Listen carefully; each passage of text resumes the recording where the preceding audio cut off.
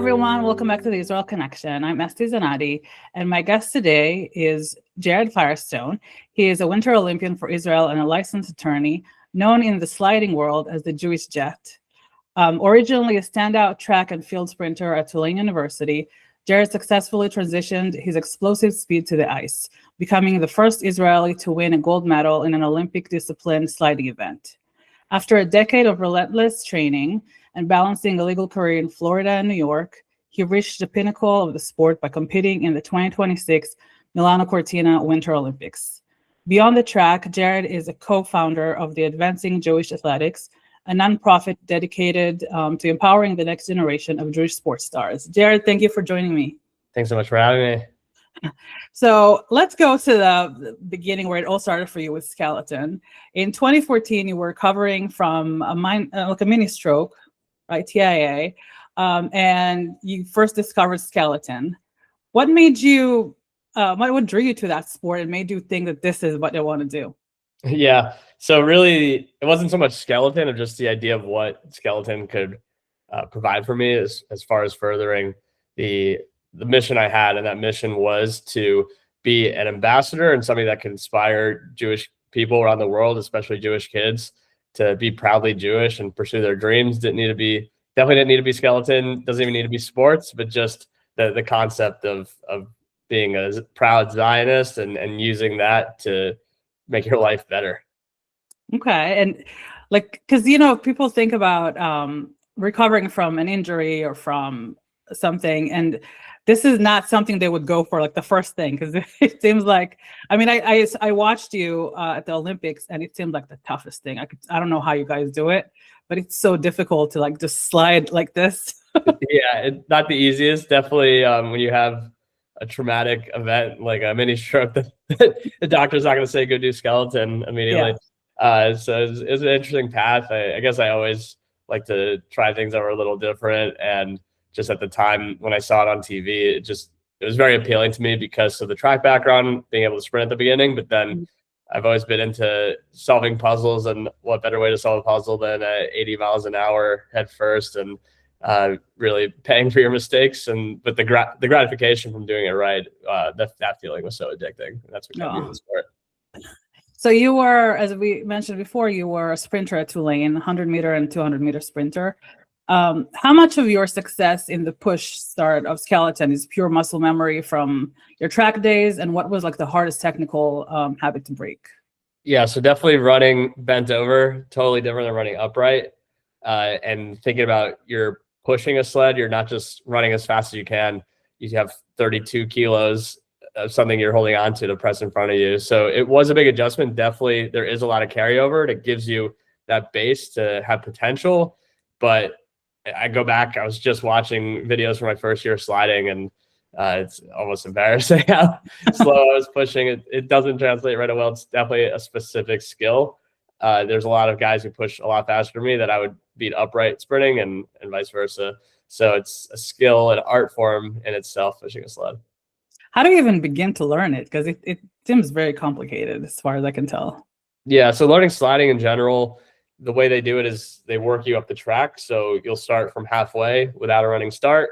Somebody will just put you on the sled and let go of you, release you, and you'll hit about 40 miles an hour that first one, and then you move up a couple of curves, and you're gaining speed each time. And then eventually you make it to the top. Again, you're just let off, then you're jogging, running, and then eventually you're sprinting and hitting top speed. Wow. Yeah. Yeah, it looks like when I watched you, it was like a very, very dangerous slide, playground slide, like the big ones, or the water park ones that you slide, the big. It felt very crazy like that, but times 100. Yeah, people compare it to a roller coaster. It's just basically a roller coaster without a track. I mean, there is a track, but you're not on a specific. Yeah, because you can slide to the side at any point. Time, right? And a roller coaster where your arms are outside and you're slamming against walls and possibly catching airtime and landing on your side or ending up on your back. So that's where it's a little different. But in terms of the G forces and just how your head might feel after, a roller coaster is probably the best comparison. Yeah. So you mentioned earlier and previously in different interviews that you wouldn't do this sport if it weren't for a chance to represent Israel. Right. How did representing Israel come about, and why is it so important to you to see Israel representation on the ice particularly, or like in any sport? Right. So I grew up playing golf and tennis, and in 2005, I learned about what happened in Munich in 1972 at the Olympics. And that's when I decided to pick up track, because I knew that was a path to becoming an Olympian for me. I was the fastest in my high school from 10th grade on, and that was my goal, to represent Israel, specifically in the Olympics. When I started skeleton, I was in the US program, and I love America, but there's just a different feeling because if it wasn't me in the US team, it would just be the next guy up. We were about the same, and we were just the next athlete to go, and the skill difference was the only differentiator. But for Israel, if it wasn't me doing it, there was nobody to do it, and it made the mission that much more important, and it gave me the opportunity to fulfill my why, which was to be proudly Jewish. I could stick the star right on my helmet and be sliding. Oh, I love that helmet. Yeah. Thank you. And be sliding down the ice and do it in a way that everybody knew exactly who I was and what I was representing.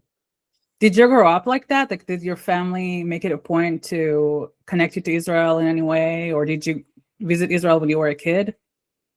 Yeah, definitely a very Zionist household. Probably too much that at some point when I started skeleton, my mom might have regretted it.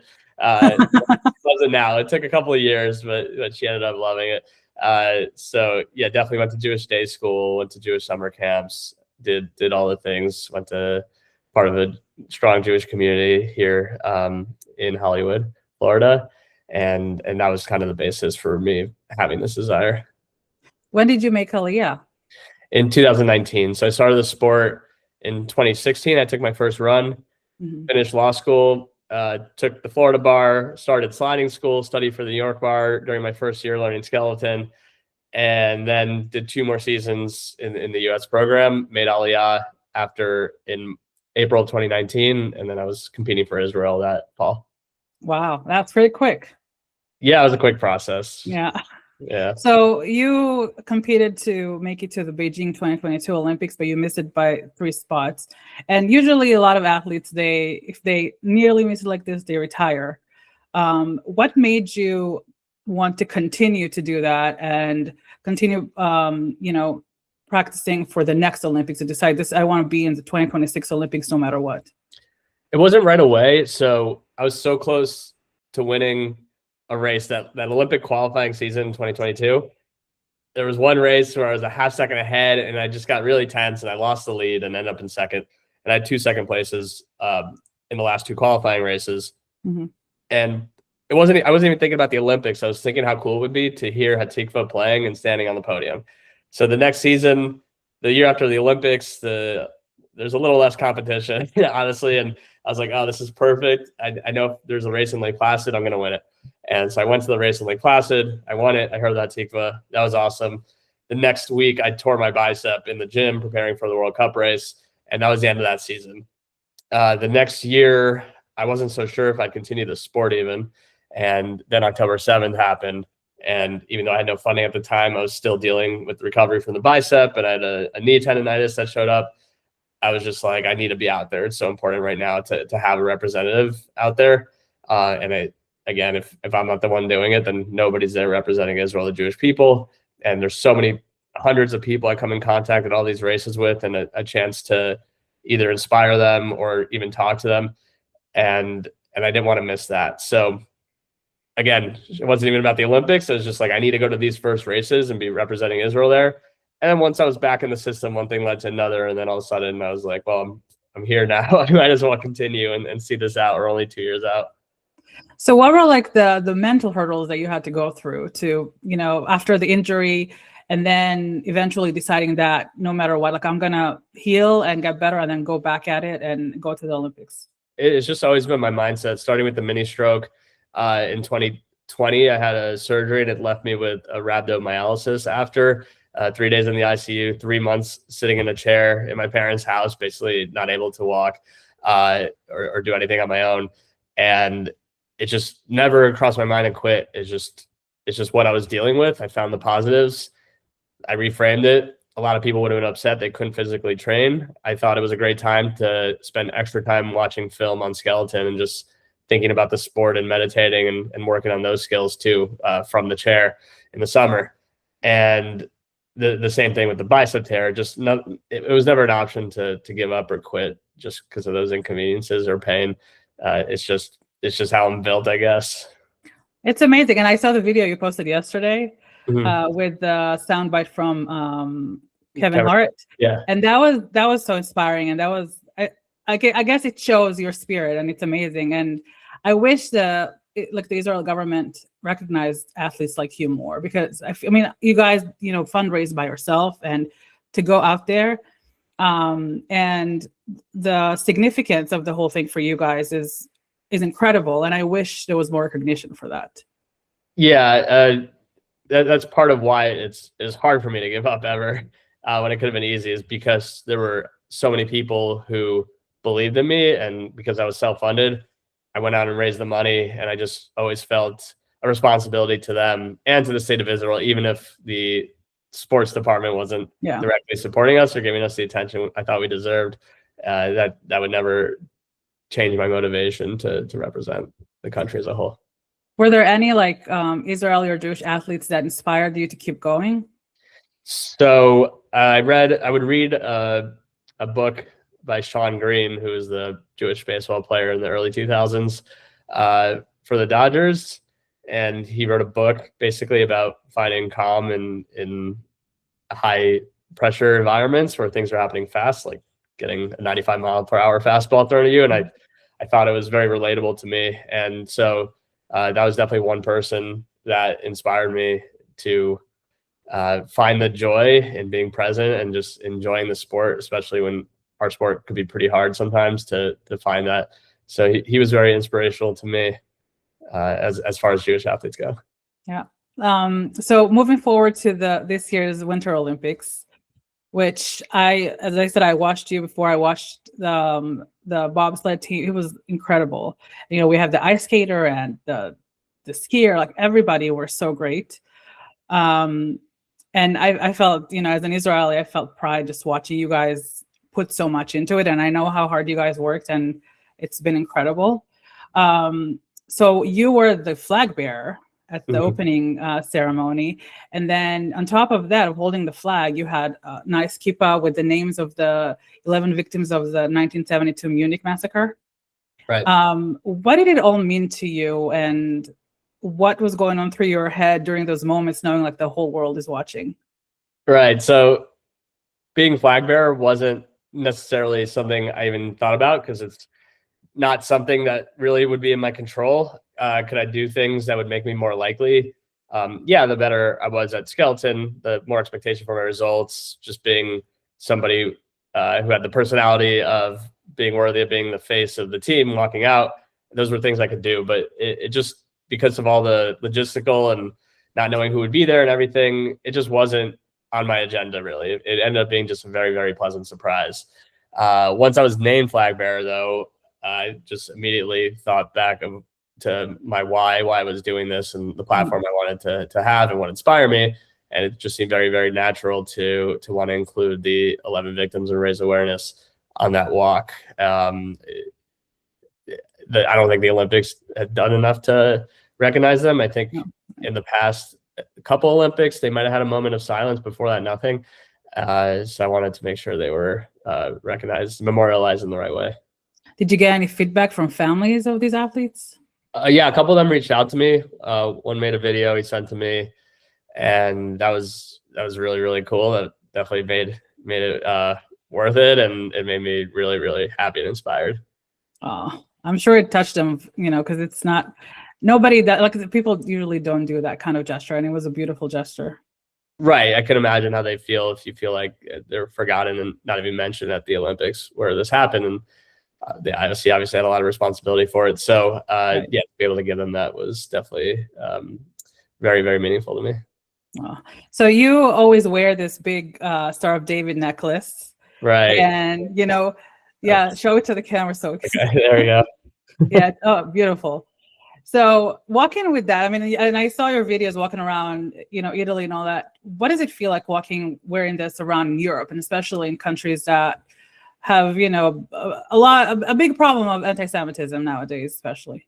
Yeah, so you definitely notice difference depending where you are. So being somewhere like Cortina, there's so much goodwill there, and even my friends and family who came would have had no problem walking around draped an Israeli flag through the town, and people would stop you. And I had fans from other countries stopping me and asking to take pictures and things like that, which was really, really cool. In Milan, it's a little different vibe, and this applies for all the stops that on tour. Like, say I went to Norway, Oslo would feel a certain way, and Lillehammer would feel a certain way, or Munich would feel a certain way, or Frankfurt, and then Winterberg, the ski town, would feel a different way. It's just how it's set up right now. But even in Milan, when you really go and talk to people and have a chance to interact, you notice they for the most part, everybody's on our side, or a lot of people are. Would I wear it as openly in the subway? It depends who I'm with. If I'm by myself or with another teammate or a guy friend of mine, I will. If I'm with my girlfriend, maybe I won't want to attract that attention in that moment. So you do have to decide when and where and how much to do it in certain places. But overall, I found just being proud will lead to positive outcomes and meeting great people and making awesome connections. Were there any interactions with athletes from different countries that you were surprised by, or things that kind of weirded you out, wasn't a good vibe?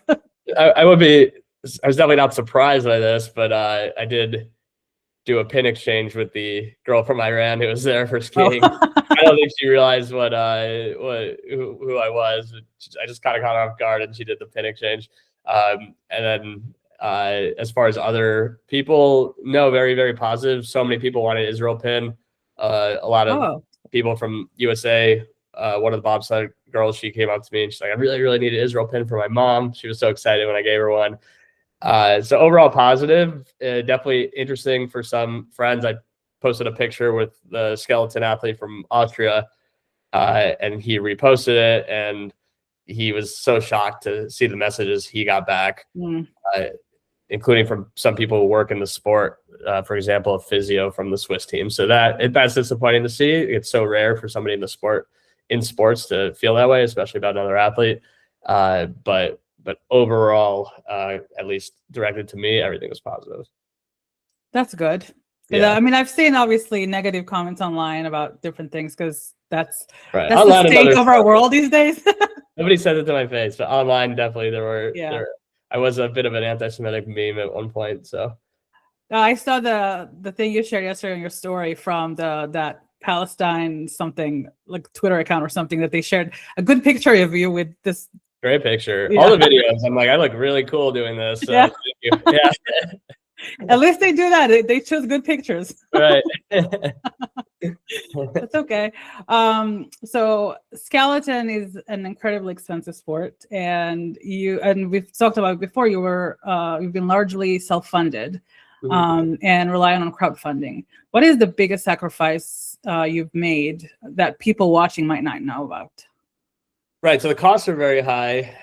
This season I've spent over $160,000. Most seasons were less just because I had less to spend, and I would generally put 20 to 40 of my own every single season.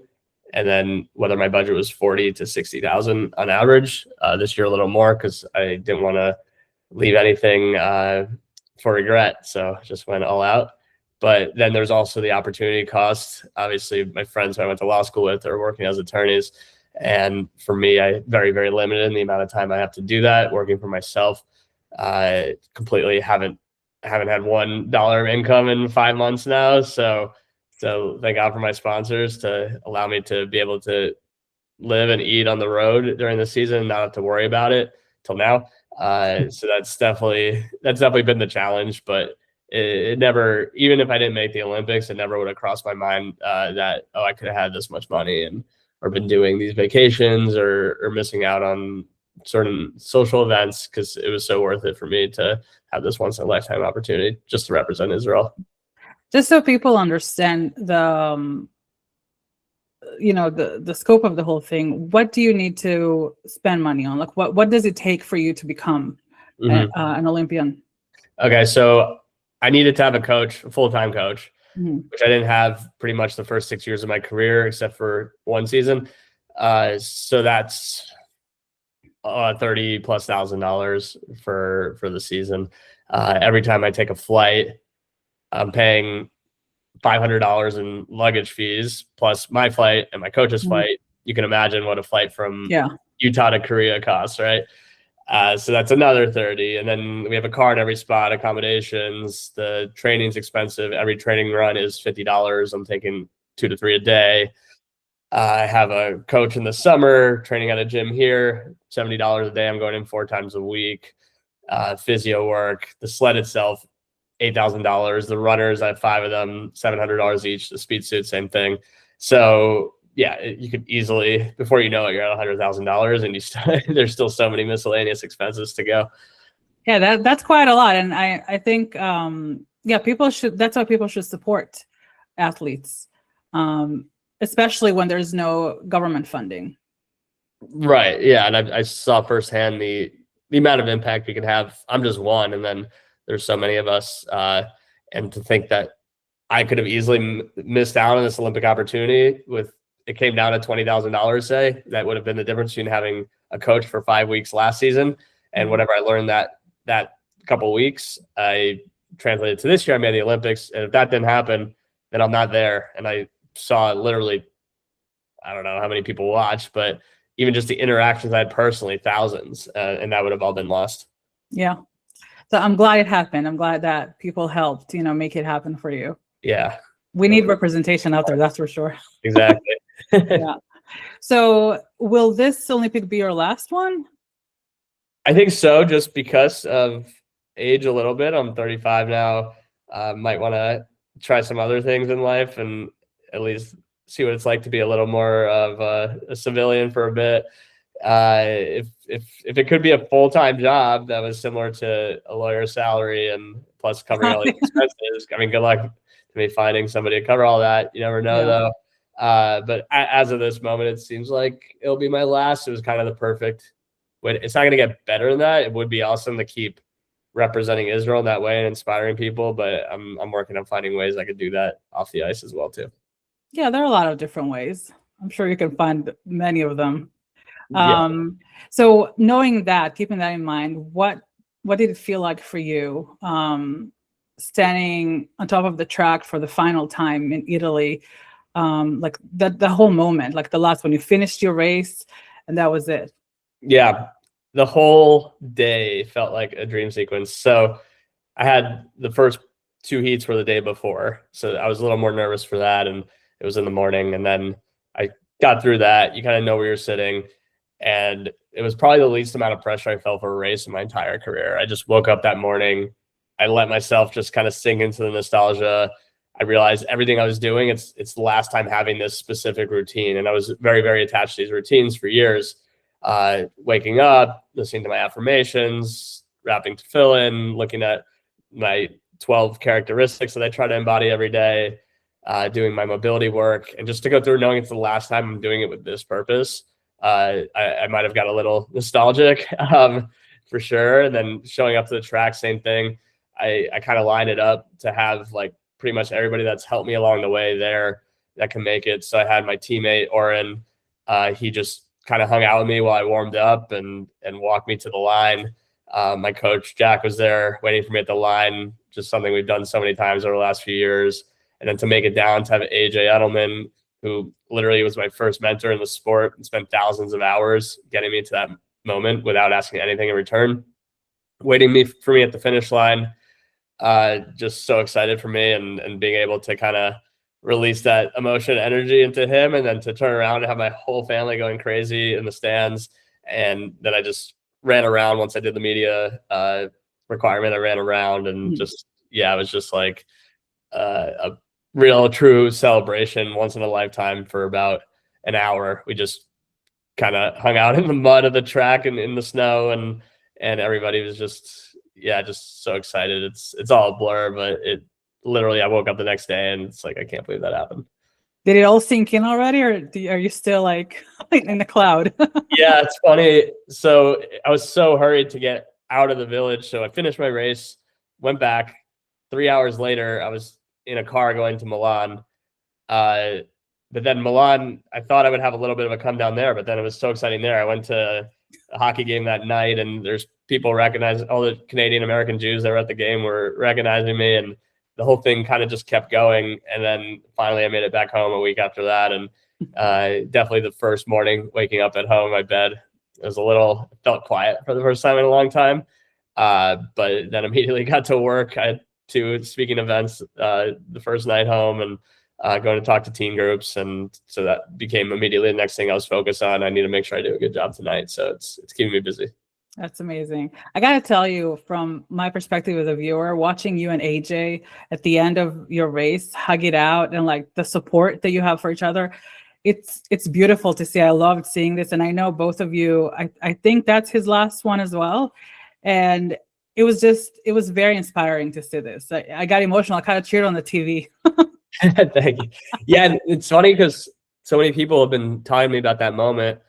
And for me, it's we haven't had a race where AJ was waiting for me at the end, and I wouldn't be so emotional at the end of a normal race. But to me, it's just me putting on the helmet, which I've done 2,000 times with the star, going down the track, which I've done 1,000 times, and then talking to AJ after my run, which I've also done 1,000 times. But I get to other people who haven't really seen it before. It's this guy going down with the star and his helmet, and it just looks very it's very in your face. And then I get to the bottom, and a guy with a kippah is waiting for me. We're hugging. And so the symbolism wasn't apparent to me actually at first. And then as I started to run into people in Italy and they were telling me how they felt watching, it was like super, super cool to be able to do something that, like, obviously with putting the kippah on and bringing the Munich victims with me, like I knew it was meant to make people feel a certain way and to remember.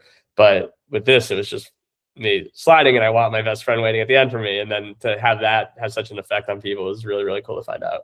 Yeah, I think like knowing how much you guys worked for this, like how hard you've worked for years to get to that point, and just seeing you at the end of it, like hug with so much like passion and like emotional, like everything. So I think it has a huge significance for people who've been following you for a while and saw these things.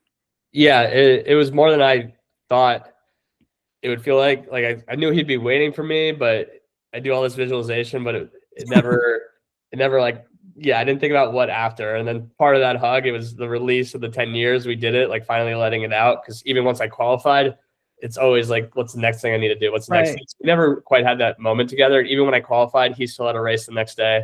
So we never truly got to experience it. And then, yeah, then part of that hug also is like, what's next? Like, what's the journey we're going on next? And sort of like a last moment to just be in that in-between space between celebrating what just happened and then preparing for what's next. And then, yeah, once we let go of the hug, it became about what's next.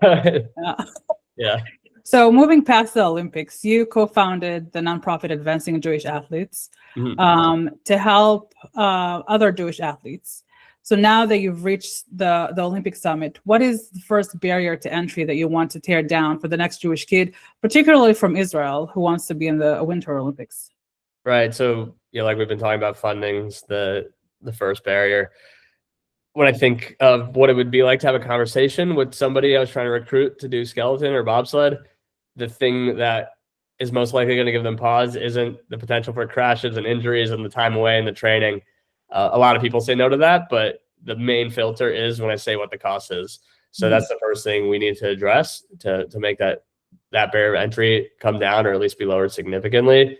And then from there, we move on to support and creating a network where the athletes could work together, find ways to collaborate in training and in fundraising. But the first order of business is to get some funding to some people. Do you think in Israeli sport there's a future for skeleton and bobsled that we just saw represented for the first time? Because in Israel, our winters, if you call it a winter. Yeah, I think there is. Like, of course, we're more likely to pull from the U.S. or Canada on that specifically, but We do plan on having 2 bobsled pilots who are native-born Israelis who are just starting to learn. They were 2 guys in AJ's sled and brakeman, and now they're going to learn how to drive a sled. So that'll be super cool. That problem will address itself with them, hopefully. Yeah, the first Druze athlete also. Right, and more if he continues. So we'll see. We would like to have Sabras, native-born Israelis, doing some of these sports where accessible, and it's not too far from Europe for them to get to. For somebody who's willing and able to do that, it probably it is a bit of a foreign concept. So there also, besides the money, there's an element of kind of guiding someone through that logistically.